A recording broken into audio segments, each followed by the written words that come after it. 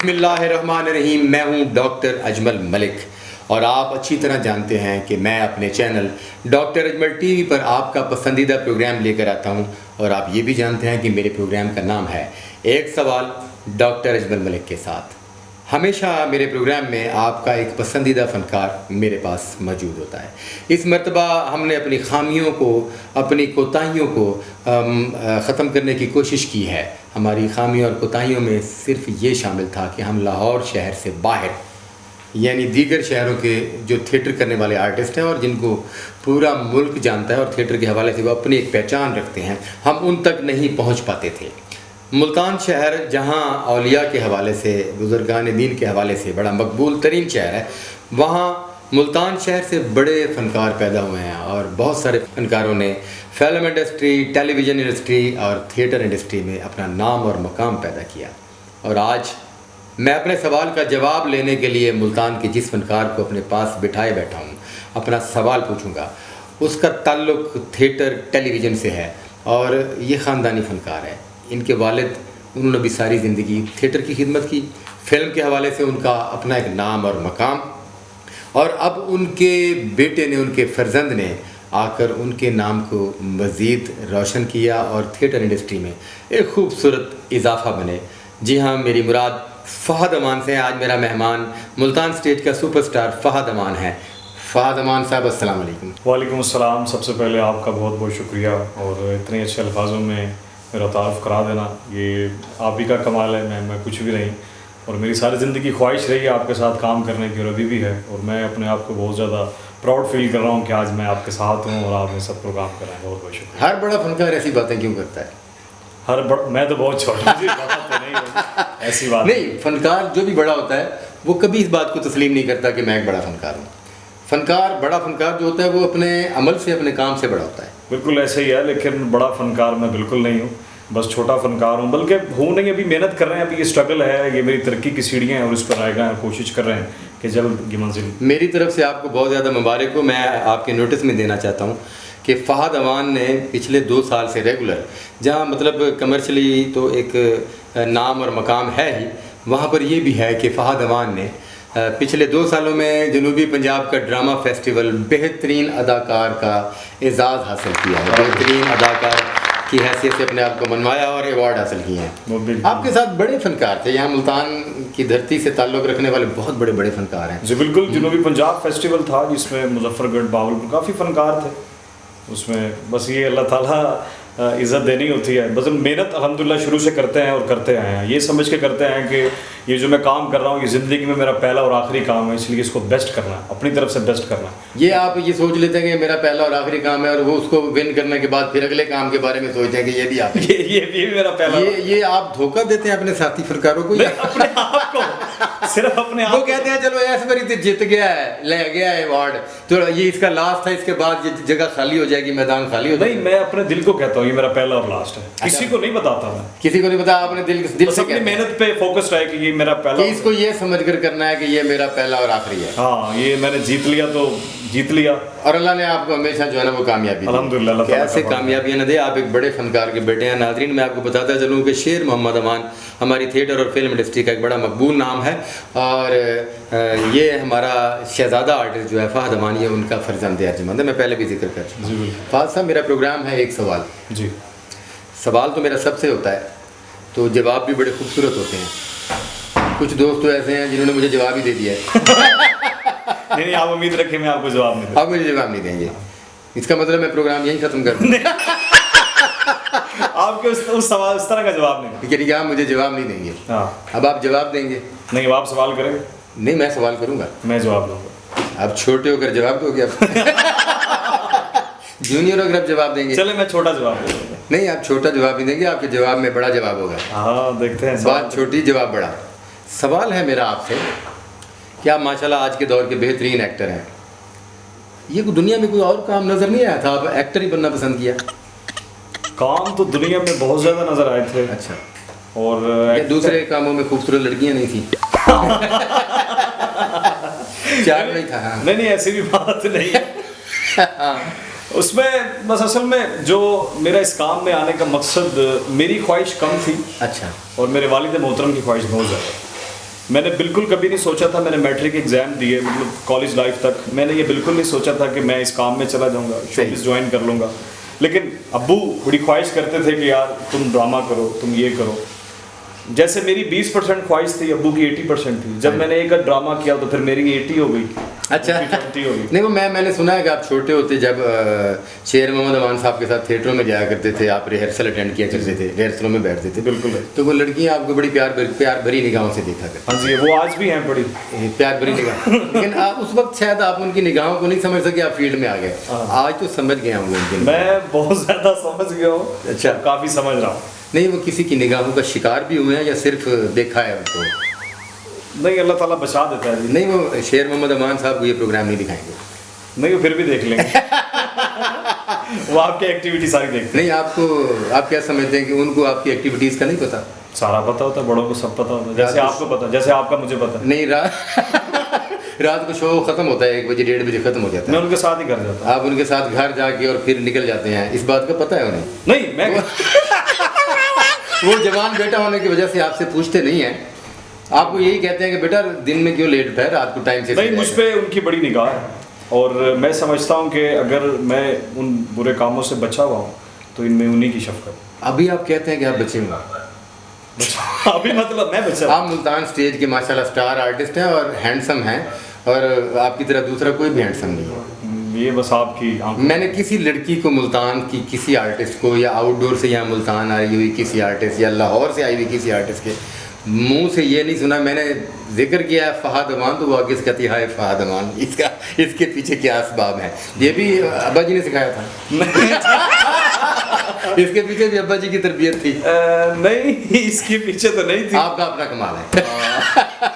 इसमें मेरा भी कोई कमाल नहीं है, बस ये उन्हीं की मेहरबानी। तो ये इस वजह से भी आपका एक्टर बनने का जुनून बढ़ा? नहीं, सच्ची इस वजह से ना अब जुनून था और ना कभी इस वजह से मैंने सोचा है कि मैं इस काम की वजह से आगे चला जाऊंगा। बस जब इस काम में आ गया हूँ तो फिर अल्लाह से ये कहा कि अल्हम्दुलिल्लाह मैंने ग्रेजुएशन भाई आपने ग्रेजुएशन किया, पढ़े लिखे आदमी, मैं जानता हूँ इस बारे में। आप हैंडसम है, कद काट वाले हैं, आप फौज में जा सकते थे, पुलिस में जा सकते थे, बैंक में जॉब, क्या वो सारे रीजनेबल शोबे नहीं थे? नहीं, बिल्कुल रीजनेबल शोबा था, लेकिन बस हमारे लिए यही बैंक है। हमारे लिए अच्छा, क्या बैंक है इसमें? मतलब ये कि फिर वही बात है, लड़कियां तो बैंक में भी होती हैं, अब तो हर शोबे में होती हैं। बिल्कुल ऐसे ही, बिल्कुल। तो फिर आप जैसा हैंडसम खूबसूरत आदमी जो है वो अच्छा, आप ये चाहते थे कि आप साथ साथ नाचें भी, तो बैंक की जॉब में या पुलिस में वहाँ नाचने का कोई मार्जिन नहीं है। डांस करने का कोई मार्जिन नहीं। ये जो नाचने वाला चक्कर है ना, ये तो अभी हुआ है। अच्छा, बस हाँ, मतलब किसकी वजह से हुआ? किसने आपको ख्वाहिश की, आपका हाथ पकड़ा और साथ ले गई और आपने नाचना शुरू कर दिया? साथ लेने की इसके हालांकि आपने तो पूरे खानदान को, हमें बड़ों को सारी जिंदगी नचाया है। इसके पीछे भी अब्बू का याद था। एक गाना सेट करवा दिया था। अच्छा, शहंशाह ड्रामा था तो उसमें वो सराइकी एक आइटम सेट हुआ, तो उसके बाद फिर हर ड्रामे में वो कहते थे कि इसका गाना लाजमी हो। फिर इसका आप जानते हैं कि आपका जो एक गाना है वो अताउल्लाह खान ईसा का, तो वो लाहौर और अपर पंजाब के आर्टिस्ट भी उसे बैठकर शौक से देखते हैं। वहाँ लड़कियाँ जो है वो अपने साथी आर्टिस्टों और साथी डांसर्स को जो है वो दिखाती हैं कि देखो एंज करना सी। क्या बात है, क्या बात। मतलब आप इतने टैलेंटेड आदमी हैं, तो इसके पीछे जो है ना वो उस लड़की का प्यार है जिसके साथ आपने वो गाना किया। उसका प्यार है जी, बिल्कुल। जी बिल्कुल ऐसा ही है, बिल्कुल ऐसा। मैंने फर्स्ट टाइम ये गाना किया था हमारे मुल्तान की, बेशक हमारे मुल्तान की स्टार है लेकिन वो जानी पूरी दुनिया में, पूरे पाकिस्तान में जाती है, डॉक्टर राइमा खान। आपने उन्हीं की वजह से ही किया था। अच्छा, और वो बहुत पॉपुलर हुआ, बहुत अच्छा। डॉक्टर राइमा एक ऐसी आर्टिस्ट है, उसकी वजह से बड़े लोगों ने गाना किया। बड़े लोग नाचे हैं, बड़े लोग नाचे, बड़े लोग नाचे, उन्होंने कईयों को नचाया। वो खुद कम नाची है, उसने लोगों को बहुत नचाया। ऐसे ही है, आप भी। हाँ, मैं नहीं नाचा। अच्छा, मैं बंद कमरे में नाच लिया होगा। पब्लिक के सामने कभी नहीं नाचा। अच्छा, हाँ जी। नहीं, आप दूसरों को नचाते हैं, आप कैसे नाच सकते हैं? नहीं, मैं अल्हम्दुलिल्लाह मैं तो भी ड्रामा डायरेक्टर और राइटर हूँ, आप समझते हैं। मैं आपके शौक पूरे करने के लिए नचाता हूँ। सही बात है। हाँ, हमारे शौक। हाँ जी, अगर आप लोग सारे जो है ना वो जवाब दे दें कि ड्रामे में डांस नहीं होना चाहिए, तो मैं तो उसका हामी हूँ।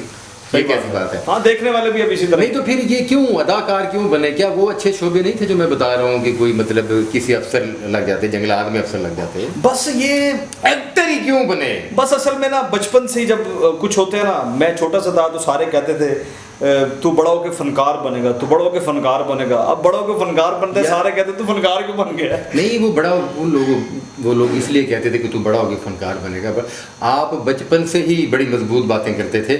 लोग आपको बड़ा फनकार आदमी है, उनका ये ख्याल था कि बड़ा भी होगा तो हम इसे कहेंगे बड़ा फनकार आदमी, तो आप फनकार बन गए। नहीं, अभी तो नहीं बना, बनने की कोशिश है, देखते हैं भाई। अब अभी नहीं बने, अभी आपने बनना है। मैंने बनना है। चलें ठीक है जी, अल्लाह पाक आपको बड़ा फनकार बनाए। आपको अच्छा खासा पता है कि हमारे माशरे में जी, पाकिस्तानी माशरे में फ़नकार की क्या रिस्पेक्ट है। बिल्कुल, देखें कोई भी शोबा है, उसमें कोई भी उसका हुनर है या कोई भी काम है, वो अपनी रिस्पेक्ट खुद बनाता है। बहुत अच्छी। तो उसमें हम कहते हैं कि हमारे पाकिस्तान में फ़नकार की क्या वैल्यू है। मैं समझता हूँ फ़नकार की हमारे माशरे में बहुत वैल्यू है। वो खुद अपनी इज़्ज़त को बनाना जानता है।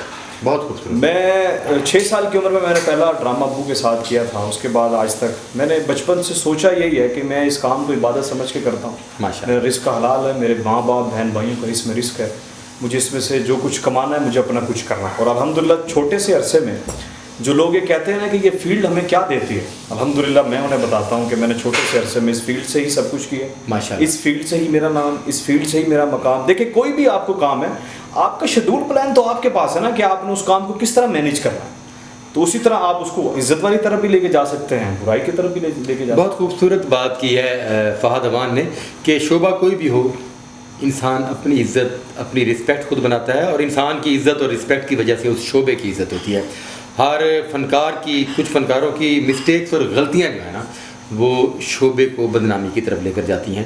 तो अगर इंसान अच्छा काम करता है तो वो किसी ऐसे शोबे में रहकर जिसे अच्छा नहीं समझा जाता भी अपनी इज़्ज़त जो है वो बना लेता है। मुझे ये बताएं फ़ाज़ साहब जी, पाकिस्तान में जो मयार हमारे हमसाया ममालिक में है, हॉलीवुड में है, हिंदुस्तान में है, कि पाकिस्तान के अलावा उन 2 ममालिक के अलावा और भी ममालिक हैं जिनमें फ़नकार की पूजा की जाती है। बिल्कुल।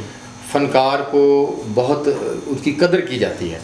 वो कदर, वो इज़्ज़त, वो रिस्पेक्ट पाकिस्तान के फ़नकार की क्यों नहीं है हमारे? क्यों नहीं है उसकी?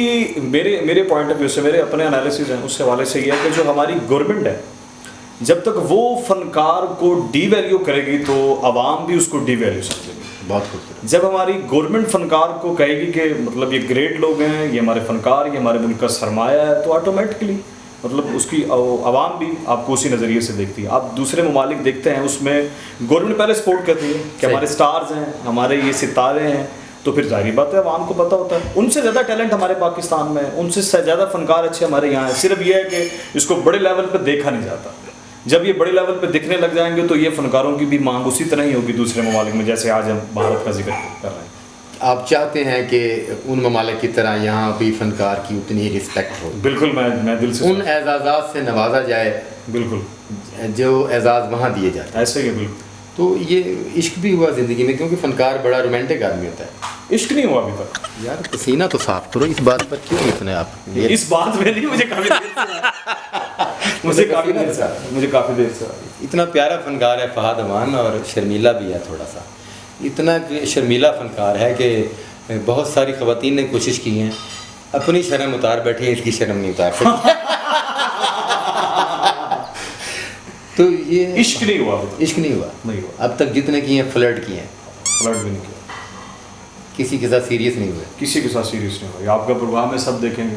जी। कोई भी अगर कह दे कि फ़हद ने मुझे मजाक में भी आई लव यू कहा, मेरी गर्दन उठवा दे। ये प्रोग्राम ऑन एयर होने से पहले आपने को 25-30 लड़कियों से जाकर माफ़ी मांगनी है कि मैं ऐसा कह आया हूँ। मैं कभी भी नहीं मानूंगा। यार ये चले तो इसको इस पर यकीन ना करना, कहना पड़ता है कैमरे में। सारे रास्ते आपको पता है, आपने सिखाया उसमें। नहीं भाई, मैं तो आप लोगों से सीख रहा हूँ जी। आप लोगों को देखकर मैं बैठकर सोचता हूँ कि यार हमने तो कुछ भी नहीं किया। ऐसी बात नहीं है। इज्जत से और शराफत से जिंदगी गुजार दी। नहीं, हम कोई भी काम करते हैं तो उसमें आपका एक्सपीरियंस पहले होता है कि वो उन्होंने ऐसा किया। जितने भी अच्छे काम करते उसमें मेरा एक्सपीरियंस, सीनियर्स का एक्सपीरियंस जो है वो साथ लेकर चलते हैं। जी, बहुत प्यारा फनकार हमारा, और मुस्तकबिल का बड़ा फनकार, और अब भी बड़ा फनकार है, और आने वाले वक्त में इंशाअल्लाह ताला मेरी पेशगोई है कि फ़हद अमान पाकिस्तान का वो फनकार होगा जिस पर पाकिस्तान को भी नाज होगा और पूरी दुनिया में इनका नाम मकाम होगा। फ़हद, मेरा प्रोग्राम ख़त्म होने पर कोई आप कुछ कहना चाहते हैं? जी, सिर्फ एक शेर पढ़कर मैं इजाज़त चाहूँगा आपकी नज़र। क्योंकि मेरी बचपन से ख्वाहिश रही है आपके साथ काम करने की, और आज मैं बहुत ज़्यादा प्राउड। यार ये बातें करके ना बचपन से ख्वाहिश रही है, ऐसे ये लड़के जो है ना मेरी उम्र ज़्यादा बताने की कोशिश। नहीं ऐसी बात नहीं है। सही। आपकी नज़र कोई इतना प्यारा कैसे हो सकता है, कोई इतना प्यारा कैसे हो सकता है, फिर सारे का सारा कैसे हो सकता है। वाह। कोई इतना प्यारा कैसे हो सकता है, फिर सारे का सारा कैसे हो सकता है। जब तुझे मिलकर भी उदासी कम नहीं होती, फिर तेरे बगैर गुजारा कैसे हो सकता है। वाह वाह वाह, बहुत खूबसूरत। थैंक यू फहद अमान। इसके बाद तो मेरा ख्याल में कोई और बात करना भी फजूल है। बहुत अच्छा लगा, बहुत प्यारा लगा फहद अमान के साथ गपशप करके। मेरे सवाल के बड़े खूबसूरत जवाब दिए। इजाज़त चाहते हैं, इसके साथ ही मेरा प्रोग्राम देखते रहिए एक सवाल, और मेरे चैनल को सब्सक्राइब करें, शेयर करें। इंशाल्लाह अगले प्रोग्राम में किसी बड़े फ़नकार के साथ फिर दोबारा मुलाकात होगी। तब तक के लिए इजाज़त दीजिए। अल्लाह हाफिज़।